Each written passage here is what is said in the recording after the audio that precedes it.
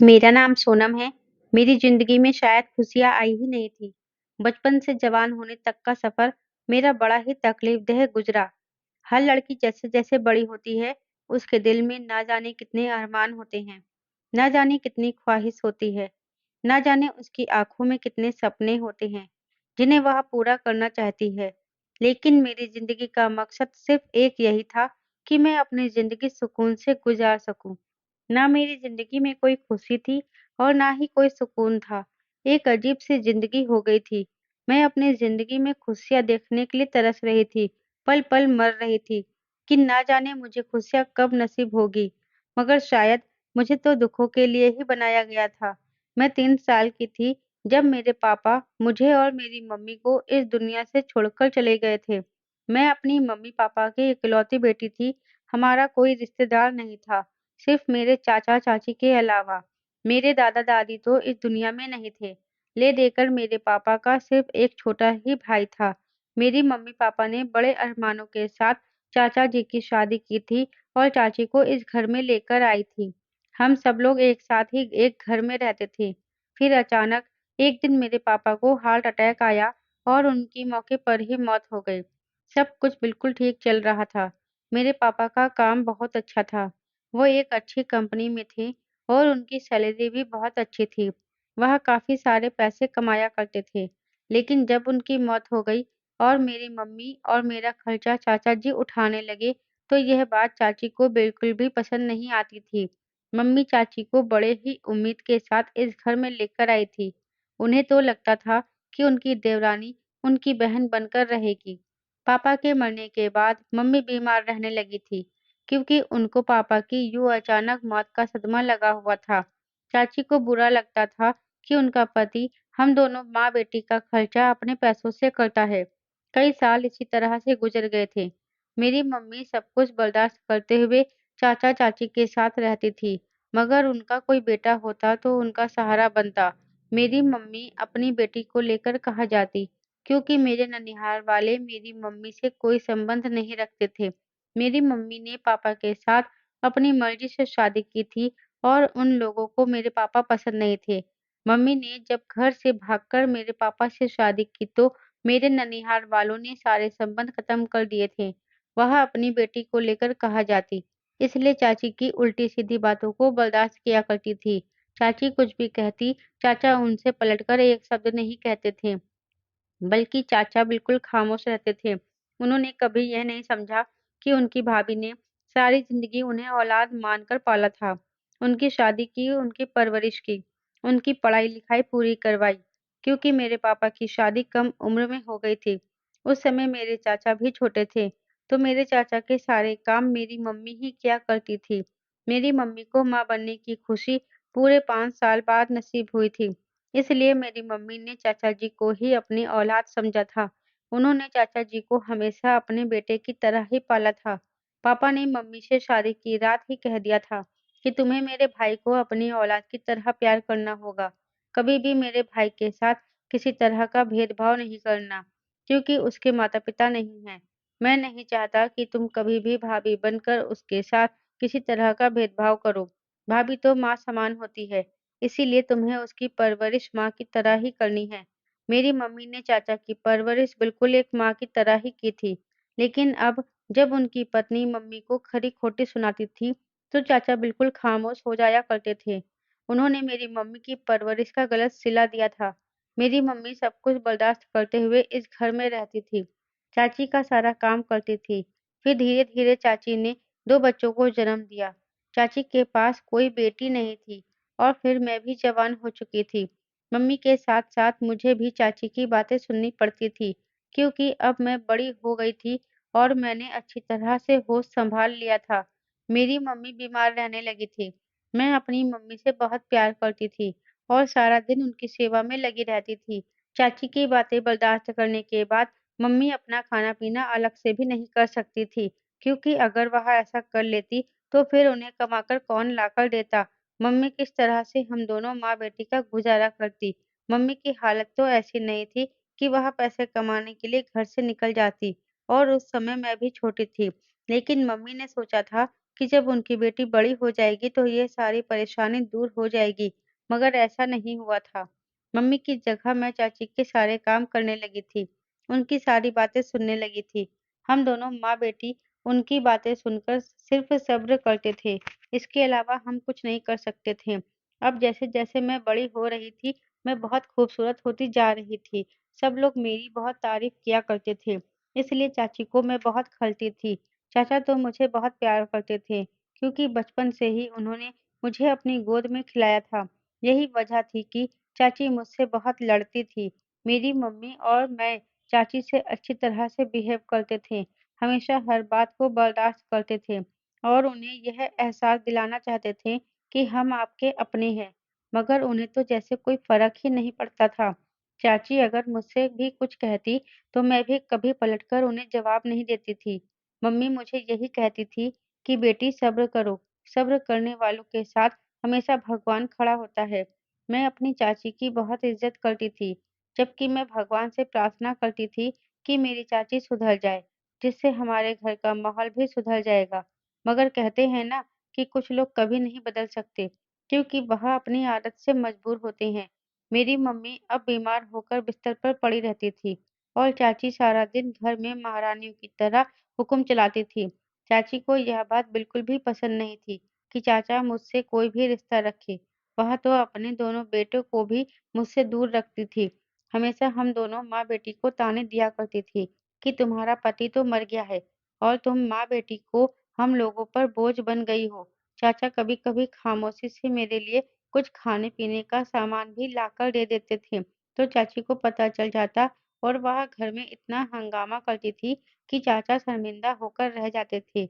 इस हंगामा से मैं भी सहम कर रह जाती थी। जब मम्मी ने घर के ऐसे हालात देखे, तो मम्मी ने फैसला किया कि वह मेरा रिश्ता तय कर देगी और जितनी जल्दी हो सकेगा मेरी शादी कर देगी। इसीलिए मेरी मम्मी ने अपनी सहेली के एक बेटे के साथ मेरा रिश्ता तय कर दिया। मेरी मम्मी की सहेली वैसे भी मुझे बहुत पसंद करती थी और कई बार बंद शब्दों में मेरी मम्मी से मेरे रिश्ते के बारे में कह चुकी थी। मेरी उम्र कम थी, इसलिए मेरी मम्मी उनको हर बार इनकार कर देती थी। मगर अब घर वालों के हालातों को देखकर मम्मी चाहती थी कि उनकी बेटी जल्द से जल्द अपनी ससुराल की हो जाए। लेकिन चाची ने इस रिश्ते को भी खत्म करवाने में कोई कसर नहीं छोड़ी थी। चाची दिन-रात मम्मी के कान भरती रहती थी और उन्हें उन्हीं की दोस्त के खिलाफ भड़काया करती थी। मगर मेरी मम्मी भी चाची की हरकतों को अच्छी तरह से जानती थी। तभी तो चाची की बातें एक कान से सुनकर दूसरे कान से निकाल दिया करती थी। जब चाची की बातों का मम्मी पर कोई असर नहीं हो रहा था, तो उन्होंने दूसरा रास्ता तलाश किया और चाचा के कान भरने लगी। मम्मी ने जब चाची की ऐसी हरकतें देखी, तो फ़ौरन से पहले मेरी शिकायत कर दी थी और अपनी सहेली से कह दिया कि वह जल्द से जल्द ही मेरी शादी करना चाहती है। मेरी होने वाली सास भी जल्द ही शादी करने के लिए तैयार थी, मगर चाची को मेरी खुशी एक आँख नहीं भा रही थी। उन्हें लगता था कि शादी पर जितना भी खर्च होगा, वह सब उनके पति का ही होगा, जबकि वह नहीं जानती थी कि मेरी मम्मी ने मेरे लिए काफ़ी अच्छा जोड़ कर रखा हुआ था। मेरी मम्मी की सहेली की बचपन से ही ख्वाहिश थी कि मैं उनके घर की बहू बनाकर आऊँ। मम्मी ने बचपन में यह बात टाल दी थी, क्योंकि मेरी मम्मी का मानना था कि जब बच्चे बड़े हो जाएँगे, तो जो भी उनकी मर्ज़ी होगी, वही होगा। तभी उस समय मेरी मम्मी की सहेली भी खामोश हो गई थी। मगर अब एक बार फिर से मेरी मम्मी की सहेली हमारे घर पर मेरा रिश्ता माँगने के लिए आ गई थी, क्योंकि आंटी अपने बेटे की आँखों में मेरे लिए प्यार देखने लगी थी। उनका बेटा और मैं बचपन में एक ही स्कूल में जाते थे और वह कभी-कभी हमारे घर पर भी आ जाया करता था। आंटी भी अपने बेटे की शादी कर देना चाहती थी। उन्होंने अपने बेटे से पूछा था कि अगर उसे कोई लड़की पसंद है तो वह बता दे। उसने मेरा नाम लिया था, इसीलिए दोबारा से आंटी हमारे घर पर मेरा रिश्ता माँगने आ गई थी।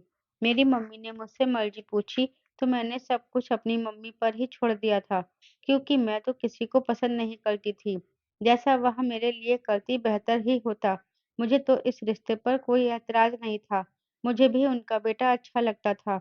मेरा रिश्ता लग जाने से मैं बहुत खुश थी और मेरी यही खुशी चाची को बिल्कुल भी पसंद नहीं आ रही थी, क्योंकि मेरी मम्मी जब मेरा रिश्ता तय कर रही थी, तो चाची ने कई बार मम्मी को मना किया, मगर मम्मी ने चाची की एक नहीं सुनी, तो चाची मेरे मंगेतर के खिलाफ मेरे चाचा को भड़काने लगी। चाचा ने 1-2 बार मम्मी से दबे-दबे शब्दों में कुछ ऐसी बातें कही, तो मम्मी समझ गई थी कि चाचा जी भी अपनी पत्नी की लगी-बुझाई बातों में आ गए हैं। तो मम्मी ने मेरी सबसे पहले सगाई कर दी थी, शादी भी जल्द ही करने को कह दिया था। जब चाची ने यह देखा कि उनके सारे प्लान फ्लॉप हो चुके हैं, फिर वह खामोश होकर बैठ गई, क्योंकि ऐसा करने के अलावा उनके पास कोई और चारा नहीं था। मगर जब मम्मी सो रही होती थी, तब चाची मुझसे कहती थी, "ज़रूर तुम्हारा उस लड़के के साथ कोई चक्कर चल रहा होगा, तभी तो तुम्हारी माँ ने खामोशी से रिश्ता तय कर दिया है, और यही वजह है कि इतनी जल्दी-जल्दी में तुम्हारी शादी भी हो रही है। अभी तुम्हारी शादी करने की उम्र नहीं है, मगर तुम इन कामों में पड़ गई हो तो शादी होनी भी ज़रूरी है।" मैं तो चाची की बात सुनकर दंग रह गई थी। मैं उनकी बात सुनकर रोती और उन्हें अपनी सफाई देने लगती। कहती कि चाची ऐसा कुछ भी नहीं है। मगर मेरी बात सुनकर चाची मुझे ताना कसते हुए नज़रों से देखती थी और पूरी बात सुने बिना ही अपने कमरे में चली जाती थी।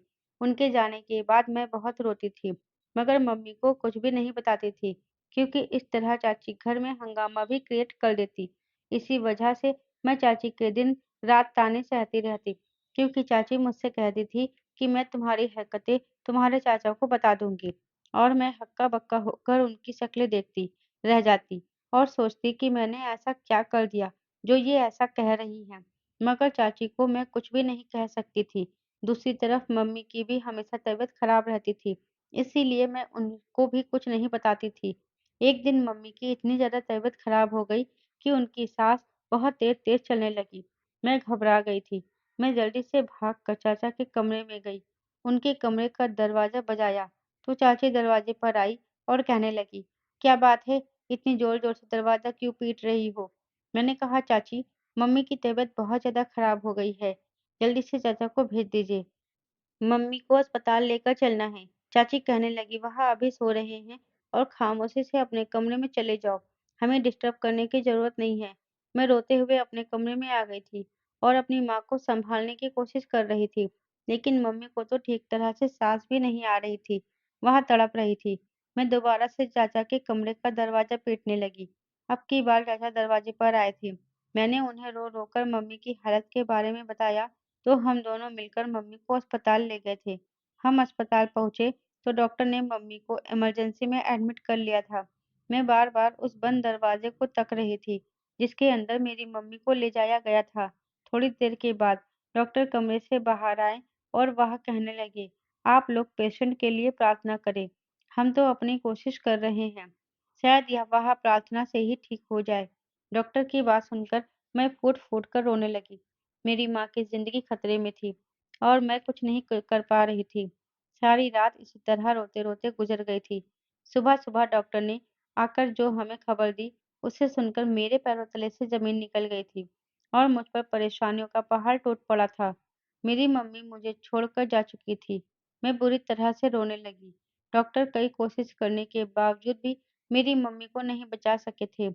मेरे पापा तो इस दुनिया से पहले ही जा चुके थे और अब मैंने अपनी मम्मी को भी खो दिया था। मेरी मम्मी का अंतिम संस्कार हो गया था और फिर मेरी ज़िंदगी पहले की तरह गुज़रने लगी, बल्कि अब तो पहले से भी बदतर हो गई थी। चाची ने मेरा रिश्ता भी मेरी मम्मी की सहेली के बेटे से ख़त्म करवा दिया। मैं उस दिन बहुत रोई थी। चाची मुझसे घर के सारे काम करवाती थी और मैं थक कर चूर हो जाया करती थी। अब वह मुझे मारने-पीटने भी लगी थी। उन्होंने चाचा को मेरे खिलाफ भड़का दिया और चाचा से कहने लगी कि तुम्हारी भतीजी का पड़ोस के लड़के से चक्कर चल रहा है। मगर मुझे अफ़सोस इस बात का था कि अपनी पत्नी की बात सुनकर चाचा ने विश्वास भी कर लिया था। उन्हें अपनी भतीजी के करैक्टर पर यकीन नहीं हुआ था और इस तरह चाचा को बहुत गुस्सा आ गया। उन्होंने मेरी शादी करने का फैसला कर लिया। पहले तो वह लोग मेरा रिश्ता ख़त्म करवा चुके थे, लेकिन अब उनका कहना था कि वह मेरी शादी कर जल्द से जल्द इस घर से निकालना चाहते हैं। चाचा ने चाची से कहा कि इसके लिए कोई अच्छा-सा रिश्ता तलाश करो। चाची ने जल्द ही मेरे लिए रिश्ता तलाश कर लिया था और फिर इस तरह सिंपल तरीके से मेरी शादी कर दी गई और मुझे विदा करके मेरी ससुराल भेज दिया गया। मेरे अरमानों का कत्ल हो चुका था। जिस लड़के को मैं पसंद करती थी, उसके साथ मेरी शादी नहीं हुई थी और ना जाने किसके साथ उन्होंने मेरी शादी कर दी थी। मैं तो इसे जानती भी नहीं थी। यह कौन था, कैसा था? बस खामोशी से अपने चाचा-चाची की बात मानकर इस घर में आ गई थी, क्योंकि उनकी बात मानने के अलावा मेरे पास कोई और चारा भी नहीं था। मेरी ससुराल में मेरे पति और सास के अलावा और कोई भी नहीं था। मेरी शादी इतनी सिंपल तरीके से हुई थी कि अकेली मेरी सास और पति ही मुझे ब्याह कर अपने घर ले आए थे। मेरी शादी बहुत दूर एक गाँव में हुई थी। मेरे चाचा-चाची ने मुझे दहेज में कुछ भी नहीं दिया था। यहाँ पर घर भी बहुत छोटा-सा था और यहाँ पर गरीबी साफ नज़र आ रही थी, जबकि हमारा घर तो काफ़ी बड़ा था। मैं इस घर को देख-देख कर रो रही थी और अपने आँसुओं को छुपाने की कोशिश कर रही थी, क्योंकि मैं जानती थी कि यहाँ के आने के बाद मेरे भाग्य फूट चुके हैं। अब तो कुछ नहीं हो सकता। मेरी शादी हो चुकी थी। मेरी सास मुझे मेरे कमरे में ले आई थी, जहाँ पर एक टूटा-फूटा पलंग और एक पुरानी-सी अलमारी खड़ी हुई थी। इसके अलावा इस कमरे में कोई भी फैसिलिटी मौजूद नहीं थी। इतनी गर्मी थी, इसके बावजूद भी यहाँ पर पंखा नहीं था, सिर्फ़ एक छोटा-सा बल्ब जल रहा था। मेरी सास का बिहेवियर मेरे साथ अच्छा था। उन्होंने कहा, "बेटी, हम लोग गरीब ज़रूर हैं, मगर यहाँ पर तुम्हें अपने हिसाब से काफ़ी ज़्यादा प्यार मिलेगा।" अपनी सास की बात सुनकर मुझे ऐसा लगा था, जैसे इतने प्यार भरे शब्द सुने मुझे कितने दिन हो गए हैं। उनकी बात सुनकर मैं घर के हालात पर रोना भूल गई थी। और मुझे अपनी सास की बातें बहुत पसंद आई थी। उन्होंने मुझे प्यार से बहू नहीं बेटी कहकर पुकारा था। अब मेरा अपने पति से मिलना रह गया था। काफ़ी देर हो गई थी। मुझे अपने पति का इंतज़ार करते हुए मेरी सास मेरे कमरे से जा चुकी थी। थोड़ी ही देर गुज़री थी कि मुझे दरवाज़ा खुलने की आवाज़ आई। मैं सहम कर बैठ गई। कमरे के अंदर मेरा पति आया था। मेरा पति मेरे करीब आकर बैठ गया। उसने सबसे पहले मुझे मुँह दिखाई का गिफ्ट दिया। भले ही वहाँ एक मामूली-सा मंगलसूत्र था, मगर मेरे लिए यह किसी हीरे जेवरात से कम नहीं था। मेरे पति मेरे हाथ पर हाथ रखकर कहने लगा, "तुम बहुत सुंदर हो, मैं तुम्हें सारी ज़िंदगी खुश रखूँगा।" उसकी बात सुनकर मुझे एक अजीब-सी खुशी महसूस हुई थी। मैंने सोचा था कि चलो अच्छा है, मुझे ससुराल तो अच्छी मिली है। अभी हम लोग यही बातें कर रहे थे कि अचानक मेरे कमरे का दरवाज़ा बजने लगा। मेरा पति कहने लगा, "मैं देखता हूँ दरवाज़े पर कौन है? माँ ही होगी।" मेरे पति ने जैसे ही दरवाज़ा खोला तो मेरी सास ही दरवाज़े पर खड़ी हुई थी, मगर मेरी सास के हाथ में एक स्प्रे की बॉटल थी। वह कहने लगी, "बहू ज़रा मुझे कमरे के अंदर स्प्रे करना है।" मैं हैरानी से अपनी सास की तरफ देखने लगी। उन्होंने कहा, दरअसल हमारे गाँव में बहुत मच्छर है और सबसे ज़्यादा मच्छर तो हमारे घर में लगते हैं, क्योंकि हमारे घर के आस-पास में पेड़-पौधे ज़्यादा हैं। मेरी सास कहने लगी, लाओ मैं कमरे में स्प्रे कर देती हूँ, क्योंकि मैं नहीं चाहती कि शादी की पहली रात ही मेरी शहर में रहने वाली बहू को मच्छर काट ले। तुम जानती होगी कि मच्छर के काटने से कितनी बीमारियाँ पैदा होती हैं। अपनी सास की बात मुझे बिल्कुल भी ठीक लग रही थी। यह बात तो सही है कि मच्छर काटने से काफ़ी सारी बीमारियाँ पैदा हो जाती हैं। मैंने अपनी सास से कहा, "आप कमरे के अंदर स्प्रे कर सकती हो।" मेरी बात सुनकर ना जाने क्यों मेरी सास हिचकिचाने लगी थी और मुझसे कहने लगी, "बहू मैं चूल्हे पर तुम दोनों के लिए दूध गर्म करने के लिए रख आई थी और अभी मैं भूल गई हूँ। मैं इसमें स्प्रे करती हूँ, तुम ज़रा किचन में जाकर दूध देख लो, कहीं निकल कर बाहर ना आ जाए, वरना मेरे लिए किचन साफ करना भारी हो जाएगा।" अपनी सास की बात पर हाँ करते हुए मैं कमरे से निकल गई थी और फिर किचन में आ गई थी। यह छोटा-सा किचन था, मगर यह देखकर मैं हैरान रह गई कि चूल्हे पर तो दूध था ही नहीं, यहाँ तक कि गैस तक ऑन नहीं थी। मैं नज़र दौड़ाकर चारों तरफ देखने लगी। मुझे लगा कि शायद मेरी सास को गलतफ़हमी हुई होगी। मैं अपने कपड़े सँभालती हुई जैसे ही कमरे के अंदर गई, तो मेरी सास कमरे के अंदर स्प्रे कर चुकी थी। कहने लगी, "बहू, अब तुम दोनों आराम से सारी रात सोना। अब तुम दोनों को मच्छर नहीं काटेंगे।" मेरा पति अपनी माँ को बड़ी गौर से देख रहा था। मैंने कहा, "मम्मी जी, किचन में चूल्हे पर दूध तो रखा ही नहीं था।" पहले तो मेरी सास मेरी बात सुनकर कन्फ्यूज़ होने लगी, फिर उसके बाद कहने लगी, "मैं भूल गई थी। शायद मुझे गलतफ़हमी हो गई हो कि मैं चूल्हे पर दूध रख कर आई हूँ। अच्छा चलो, अब तुम लोग आराम से सो जाओ, काफ़ी रात हो गई है।" ये कहकर मेरी सास स्प्रे की बोतल हाथ में लेकर कमरे से बाहर निकल गई थी, जबकि मेरे पति ने कमरे का दरवाज़ा बंद कर लिया था। वह कहने लगे, "हाँ, हमारे घर में बहुत मच्छर है, बहुत ज़्यादा परेशान करते हैं।" पर मैं देख रही थी कि कमरे में 1 या 2 ही मच्छर दिखाई दे रहे थे, लेकिन बीमारियाँ पैदा करने के लिए तो यह भी काफ़ी होते हैं। उसके बाद दोबारा से मेरा पति मेरे करीब आ गया, लेकिन अजीब बात ये थी कि अचानक मेरे पति को छींक आई और एक छींक आने के बाद मेरे पति को लगातार 7 से 8 छींक आई थी। मुझे लगा शायद मेरे पति को जुकाम हो गया है। मैंने अपने पति से कहा, "आप ठीक तो हैं ना?" मैंने अपने पति को हाथ लगाते हुए ये बात कही थी कि अचानक मेरे पति ने मेरा हाथ झटक दिया। मैं अपने पति को देखकर हैरान रह गई। उसके बाद जो मेरे पति ने किया, उसे देखकर मेरे होश उड़ गए थे, क्योंकि मेरा पति तो पागलों जैसी हरकतें करने लगा था। उसकी हरकतें बड़ी ही अजीब-सी थी। पहले तो वह बिस्तर से उठकर खड़ा हुआ, फिर अपना सर झुकाकर उसने इधर से उधर देखना शुरू कर दिया। ऐसा लग रहा था जैसे वह कुछ ढूंढ रहा है। वैसे भी कमरे में ज़्यादा सामान मौजूद नहीं था। उसने बिस्तर पर रखे हुए तकिए उठाकर फेंकना शुरू कर दिए। मैं उसे देखकर डर गई थी। मैं उससे दूर भाग रही थी। उसके बाद उसने बिस्तर को ही उठाकर इधर-उधर फेंकना शुरू कर दिया। पूरी चादर फैला दिया। पलंग को भी उठाकर पीछे की तरफ फेंक दिया। मेरे तो होश उड़ गए थे कि मेरा पति यह सब कुछ क्या कर रहा है। मैं ज़ोर-ज़ोर से चिल्लाने लगी, "मम्मी जी, मम्मी जी!" पर ऐसा लग रहा था जैसे मेरी सास गहरी नींद में सो गई हैं। उन्हें मेरी किसी बात की आवाज़ नहीं जा रही थी।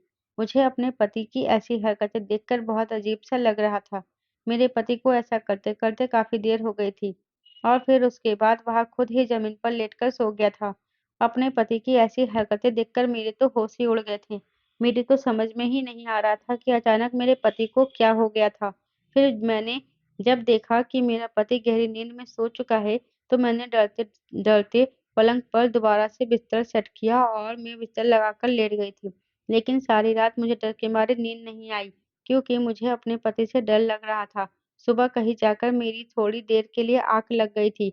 सुबह जब मैं सोकर उठी तो मैंने देखा कि मेरे पति का बिहेवियर मेरे साथ बिल्कुल नॉर्मल था। मैं यह देखकर चौंक गई थी, क्योंकि सुबह जब मेरी आँख खुली तो वह मुझे देखते ही कहने लगा, "मुझे बहुत तेज़ भूख लग रही है, प्लीज़ चाय बना दो। माँ शायद पड़ोस वाले घर में गई है।" अपने पति की बात सुनकर मुझे कुछ तसल्ली हुई थी कि चलो, अब मेरा पति कुछ नॉर्मल हो गया है। मैं किचन में जाकर अपने पति के लिए चाय बनाने लगी थी। फिर हम दोनों पति-पत्नी ने साथ मिलकर नाश्ता किया, लेकिन इस दौरान भी बार-बार मेरा ध्यान अपने पति की रात वाली हरकत पर जा रहा था। मेरा पति अब तो मुझसे बहुत प्यार से बात कर रहा था। मेरा पति अपने काम पर जाने के लिए घर से निकल चुका था। थोड़ी देर के बाद मेरी सास ने मुझे घर के काम-काज के बारे में सब कुछ समझा दिया था और फिर हम दोनों सास-बहू मिलकर घर की सफाई कर रहे थे। जब मैंने बातों ही बातों में अपनी सास को पति की रात वाली हरकत के बारे में बताया था और ये भी कहा कि मैं आपको ज़ोर-ज़ोर से आवाज़ लगा रही थी, मगर आपने मेरी आवाज़ नहीं सुनी। मेरी सास कहने लगी, "अच्छा, मुझे तुम्हारी कोई आवाज़ नहीं आई। शायद आवाज़ इसलिए नहीं आई थी क्योंकि मैं शादी की वजह से बहुत थक गई थी, इसलिए मुझे लेटते ही गहरी नींद आ गई थी। तुम इस बात को अपने दिमाग से निकाल दो। ज़रूर तुम्हें कोई गलतफ़हमी हुई होगी, मगर मुझे कोई गलतफ़हमी नहीं हुई थी। लेकिन फिर भी मैंने इस बात को इग्नोर कर दिया था। रात को जब मेरा पति आया तब भी उसका बिहेवियर बिल्कुल ठीक था। वह मुझसे बहुत प्यार से बात कर रहा था। मैंने उसे रात वाली हरकत के बारे में बताया तो उसने कहा, "मुझे याद नहीं, मैंने यह सब कुछ किया है। तुम मुझ पर इल्ज़ाम लगा रही हो।" फिर मैंने जल्दी से बात को बदल दिया कि कहीं मेरा पति मेरी इस बात का गलत मतलब ना निकाले और फिर उससे थोड़ी-सी प्यार भरी बातें की तो उसका मूड बिल्कुल ठीक हो गया था। आज फिर से मेरी सास कमरे में आई और कहने लगी, "बहू मैं कमरे में स्प्रे करने आई हूँ।" मैंने कहा, "मम्मी जी मच्छर तो मुझे कहीं भी नज़र नहीं आ रहे।" तो मेरी सास कहने लगी, "अरे ऐसे कैसे नज़र आएँगी? पेड़-पौधों की वजह से कोनों में छुप जाते हैं। जब रात को लाइट बंद होती है तब नज़र आते हैं। चलो मैं स्प्रे कर देती हूँ। अच्छा तुम एक काम करो मैं घर का दरवाज़ा बंद करना भूल गई हूँ। ज़रा दरवाज़ा बंद करके आ जाओ।" अपनी सास की बात पर मैं दरवाज़ा बंद करने चली गई थी। दरवाज़ा बंद करने के बाद जैसे ही मैं कमरे में आई तो मैंने देखा कि मेरे पति छींक रहे थे। मैंने उनकी तरफ देखते हुए कहा, "आपको क्या हो गया है?" मेरी सास कहने लगी, "शायद जुकाम हो गया होगा।" ये कहकर जल्दी से मेरी सास कमरे से निकल गई। उसके बाद मेरे पति ने कहा, "दरवाज़ा बंद कर लो, अब हमें सोना चाहिए, काफ़ी रात हो गई है।" मेरे पति इसी तरह से लगातार छींक रहे थे, जब अचानक फिर से उन्होंने कल वाला रूप दिखाना शुरू कर दिया, जो कल रात वहाँ दिखा चुके थे। मैं आज भी डर गई थी और ज़ोर-ज़ोर से चिल्लाकर अपनी सास को आवाज़ लगा रही थी। मैं कमरे से बाहर निकलना चाह रही थी, मगर मेरा पति कमरे के पास खड़ा हुआ दीवार पर ज़ोर-ज़ोर से अपने आप को मार रहा था। मुझे उससे डर लग रहा था कि कहीं वह मुझ पर भी हाथ ना उठा दे। मगर आज भी अपना काफ़ी सारा पागलपन दिखाने के बाद मेरा पति खुद ही ज़मीन पर लेटकर सो गया था। मेरे समझ में नहीं आ रहा था कि मेरे पति को आखिर क्या परेशानी है। सुबह उठकर मैंने जब अपनी सास से दोबारा यह सब कुछ पूछा तो उन्होंने फिर से मेरी बात को इग्नोर कर दिया और कहने लगी, तुम्हें गलतफहमी हुई है। मुझे गलतफहमी एक बार हो सकती है मगर बार-बार नहीं। फिर कुछ दिन इसी तरह से गुजर गए और हर बार मेरी सास यही कहती कि तुम्हें कोई गलतफहमी हो रही है। मेरे चाचा-चाची तो शादी के बाद मुझसे मिलने ही नहीं आए थे। मैं भी उनके घर नहीं जाना चाहती थी। अब जो भी था, जैसा भी था, यही मेरा घर था। मेरी सास का नेचर मेरे साथ बहुत अच्छा था, जबकि पति का भी अच्छा रहता था। मेरे पति को जो कुछ भी होता था, वह सिर्फ रात को ही होता था। लेकिन अब मैं देखने लगी थी कि मेरे पति की याददाश्त कमज़ोर होने लगी थी। वह अपनी चीज़ें रखकर भूल जाते थे। मैं अपने पति का बहुत ख़्याल रखती थी। मेरे पति भले ही पागल दिखते थे, मगर उन्होंने कभी मुझे नुकसान पहुँचाने की कोशिश नहीं की थी। हर रोज़ मेरे पति ऐसा ही करते थे। लेकिन अब मैं देख रही थी कि मेरे पति बीमार रहने लगे थे और काम पर भी नहीं जा रहे थे। मैंने कई बार अपनी सास से कहा कि हमें इनको डॉक्टर के पास लेकर जाना चाहिए, मगर मेरी सास कहती थी कि मेरे पास इतने पैसे नहीं हैं। मुझे शादी में कोई ज़ेवर भी नहीं मिला था, जो मैं वहाँ बेचकर अपने पति का इलाज करवा लेती। मेरी समझ में नहीं आ रहा था कि मैं क्या करूँ? अब तो मेरे पति की हालत ऐसी हो गई थी कि वह बिस्तर से भी नहीं उठ रहे थे और मैं कुछ नहीं कर पा रही थी। कई दिन इसी तरह से गुज़र गए थे, मगर मैं कन्फ्यूज़ इस बात पर थी कि हर रात मेरी सास स्प्रे की बोतल लेकर जब मेरे कमरे में आती है, तो मेरे पति तभी पागलपन की हरकतें क्यों करने लग जाते थे और मेरी सास मुझे किसी न किसी काम से कमरे से बाहर भेज दिया करती थी।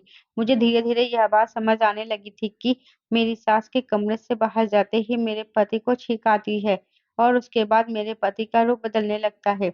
मेरी समझ में नहीं आ रहा था कि मैं अपनी सास पर शक क्यों कर रही हूँ, क्योंकि वह तो बहुत अच्छी औरत है। मुझे उनके बारे में ऐसा नहीं सोचना चाहिए। वह मेरा बहुत ख़्याल रखती है। कई दिन इसी तरह से गुज़र गए थे। मैं अपने पति की तरफ से बहुत परेशान थी क्योंकि वह दिन-ब-दिन बीमार होता जा रहा था। मेरा पति अब मुझसे कोई बात भी नहीं करता था क्योंकि वह इतना बीमार था कि बिस्तर से उठ नहीं पा रहा था। अब वह अपने पागलपन वाली हरकतें करना छोड़ चुका था। मगर मेरी सास अभी भी कमरे में जाकर मच्छरों का स्प्रे करती थी। मेरी यह बात समझ नहीं आ रही थी कि मुझे मच्छर तो कहीं पर भी नज़र नहीं आते थे, तो फिर वह हर रोज़ कमरे में स्प्रे क्यों करती थी? मगर मैं अपने पति की सेवा में कोई कमी नहीं छोड़ रही थी। उनको टाइम से खाना दिया करती थी। दवाई तो उनको मिल नहीं रही थी, क्योंकि हमारे पास उनका इलाज करवाने के पैसे नहीं थे। घर में जो राशन था, उनसे ही खाना बन रहा था। क्योंकि अब मेरे पति ने काम पर भी जाना छोड़ दिया था। मुझे अपनी किस्मत पर तरस आता था कि आखिर मेरे नसीब में ही यह सब कुछ क्यों लिखा हुआ है। शादी से पहले चाचा-चाची की वजह से मैं बहुत परेशान रहती थी और शादी हो जाने के बाद मैं इस सब परेशानी में गिर कर रह गई हूँ। मगर मैं यहाँ से तंग आकर नहीं जा सकती थी, क्योंकि यह मेरा ससुराल था। मेरे मायके से ज़्यादा सुकून तो मुझे यहाँ पर था। मैं दोबारा उस नरक में नहीं जाना चाहती थी। कई दिन इसी तरह से गुज़र गए थे। जब एक दिन मेरी सास मुझे कहने लगी, "बहू यह कपड़े पहन लो, आज घर में मेहमान आ रहे हैं।" अपनी सास की बात सुनकर मैं हैरान हुई थी, क्योंकि मेरी शादी को लगभग 6 महीने हो गए थे, आज तक तो यहाँ कोई मेहमान नहीं आया था। तो फिर अब सब कौन से मेहमान आने वाले थे? मेरी सास ने कहा, "बस तुम तैयार हो जाओ, तुम्हारे लिए एक सरप्राइज़ है।" अपनी सास के कहने के मुताबिक मैं तैयार हो गई थी, लेकिन आधी रात का समय हो गया था।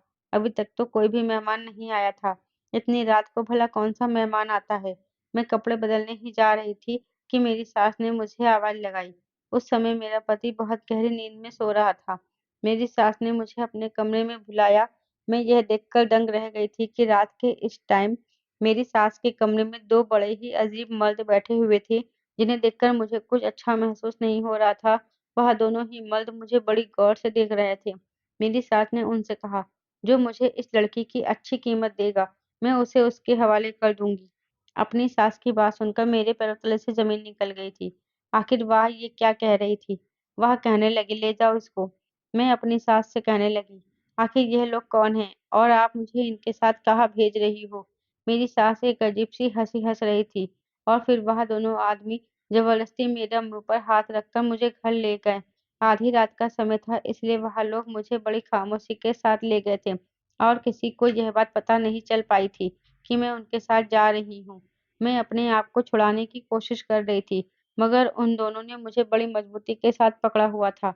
और मेरे चेहरे पर भी पट्टी बाँध दी थी, जिसकी वजह से मैं शोर नहीं मचा सकती थी। मेरे तो रोंगटे खड़े हो रहे थे कि ना जाने अब मेरे साथ क्या होने वाला है। मेरे होश तो तब उड़े थे जब उन लोगों ने मुझे एक अजीब-सी जगह पर ले जाकर खड़ा कर दिया। यह बड़ी ही अजीब जगह थी जहाँ पर बहुत सारी औरतें थीं और कुछ अजीब तरह के मर्द भी थे। मैं समझ गई थी कि यह कोठा है। उन दोनों में से एक आदमी ने मेरी ज़्यादा कीमत दे दी थी और फिर मुझे कमरे में ले गया था।